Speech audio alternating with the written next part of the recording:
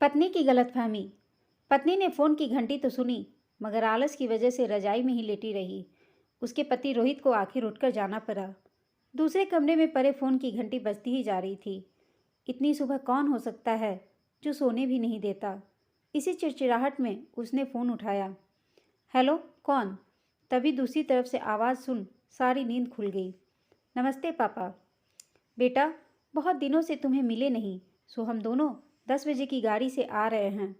दोपहर का खाना साथ में खाकर हम 4 बजे की गाड़ी से वापस लौट जाएंगे, ठीक है? दूसरी तरफ से आवाज़ आई। हाँ पापा, मैं आपको लेने स्टेशन पर आ जाऊंगा।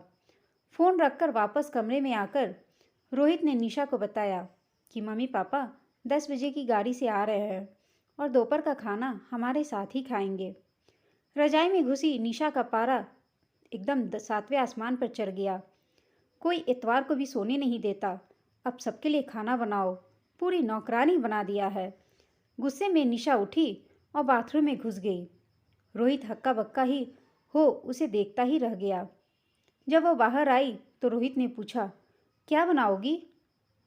गुस्से से भरी निशा ने तुनक के जवाब दिया, अपने को तल के खिला दूंगी। रोहित चुप रहा और मुस्कुराता हुआ तैयार होने में लग गया। स्टेशन जो जाना था उसे। थोड़ी देर बाद गुस्सैल निशा को बोलकर वो मम्मी पापा को लेने स्टेशन जा रहा है और घर से निकल गया। निशा गुस्से में बड़बड़ाते हुए खाना बना रही थी। दाल सब्जी में नमक मसाले ठीक हैं या नहीं, इसकी परवाह किए बिना बस कड़छी चलाए जा रही थी। कच्चा पक्का खाना बना बेमन से पराठे तलने लगी, तो कोई कच्चा तो कोई जला हुआ। आखिर उसने सब कुछ खत्म किया। उसके बाद नहाने चली गई। नहा के निकली और तैयार हो सोफे पर बैठकर मैगजीन के पन्ने पलटने लगी। उसके मन में तो बस यह चल रहा था कि सारा संडे खराब कर दिया। बस अब तो आएं, खाएं और वापस चले जाएं। थोड़ी देर में घंटी बजी तो बड़े बेमन से उठी और दरवाज़ा खोला। दरवाज़ा खुलते ही उसकी आंखें हैरानी से फटी की फटी रह गईं और मुंह से एक शब्द भी नहीं निकल सका। सामने रोहित के नहीं, उसके अपने मम्मी पापा खड़े थे, जिन्हें रोहित स्टेशन से लेने गया था। मम्मी ने आगे बढ़कर निशा को झिंझोरा, अरे क्या हुआ? इतनी हैरान परेशान क्यों लग रही हो? क्या रोहित ने नहीं बताया कि हम आ रहे हैं? जैसे मानो निशा की नींद टूटी हो।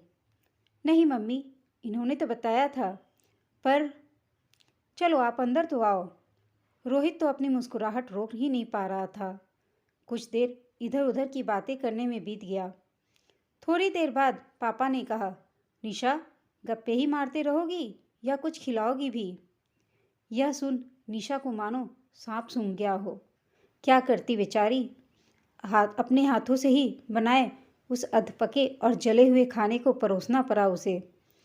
मम्मी पापा खाना तो खा रहे थे, मगर उनकी आंखों में एक प्रश्न था जिसका वो जवाब ढूंढ रहे थे। आखिर इतना स्वादिष्ट खाना बनाने वाली उनकी बेटी आज उन्हें कैसा खाना खिला रही है? निशा बस मुंह नीचे किए बैठी खाना खा रही थी। मम्मी पापा से आंख मिलाने की उसकी हिम्मत नहीं हो पा रही थी। खाना खत्म कर सब ड्राइंग रूम में आकर बैठ गए।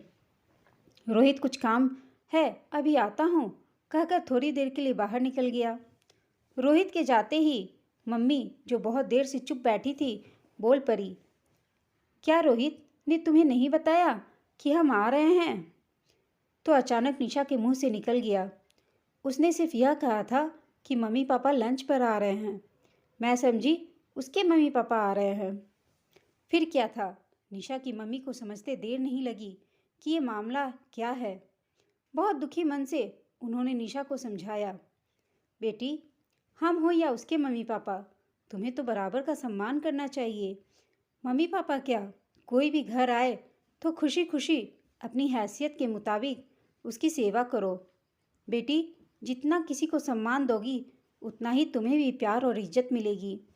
जैसे रोहित हमारी इज्जत करता है, उसी तरह तुम्हें भी उसके माता पिता और संबंधियों की इज्जत करनी चाहिए। रिश्ता कोई भी हो, हमारा या उसका, कभी फर्क नहीं करना। निशा की आंखों में आंसू आ गए और अपने को शर्मिंदा महसूस कर उसने मम्मी को वचन दिया कि आज के बाद फिर ऐसा कभी नहीं होगा। हमें हमेशा हर एक रिश्ते का मान सम्मान बनाए रखना चाहिए। यह कहानी आपको कैसी लगी हमें कमेंट करके बताइएगा। साथ ही कहानी अच्छी लगी हो तो इसे लाइक, शेयर और चैनल को सब्सक्राइब अवश्य कीजिएगा। कहानी सुनने के लिए आप सबका धन्यवाद।